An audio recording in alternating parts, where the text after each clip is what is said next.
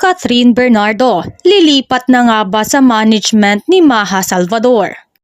May chika nga di umano noon na baka iwan na raw ni Catherine ang Kapamilya Network. Pero ang mas malakas na pinag-uusapan na hindi pa naman nakukumpirma ay hindi na raw siya magre-renew ng kontrata sa Star Magic.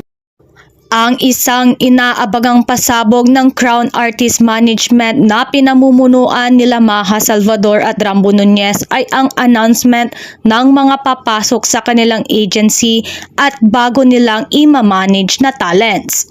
Malakas di umano ang bulong-bulungan na sila na ang maghahawak sa showbiz career ni Catherine Bernardo pagkatapos mag-expire ang kontrata ng aktres sa Star Magic.